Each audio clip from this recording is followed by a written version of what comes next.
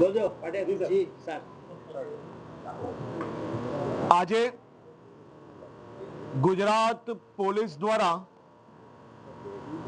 2212 કરોડ રૂપિયાના કિંમતનું ડ્રગ્સનો ખાત્મો કરવામાં આવ્યો છે. ડ્રગ્સ સામે ચાલી રહી આ જંગ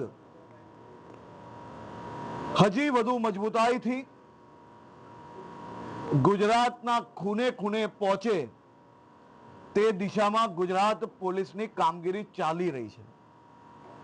ગત ઓક્ટોબર માસમાં આ જ સ્થળથી 2000 કરોડથી વધારે કિંમતનું ડ્રગ્સનો ખાત્મો બોલાવવામાં આવ્યો હતો અને આજે 2212 કરોડ રૂપિયાની કિંમતનો ડ્રગ્સનો ખાત્મો બોલાવ્યો છે.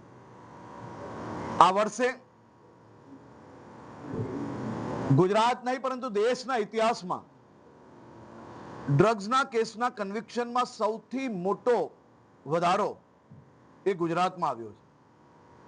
ગુનેગાર પકડાઈ જાય, વર્ષો તક કેસ ચાલે, છુટકારો મળી જાય ક્યાંક ને ક્યાંક છટકબારી શોધીને, પરંતુ છેલ્લા 5 વર્ષથી જે પ્રકારે એક પછી એક મહત્વના બદલાવના કારણે આ વર્ષે આશરે 65% જેટલા ગુનેગારોને સજા સંભળાવવામાં સફળતા પ્રાપ્ત થઈ છે.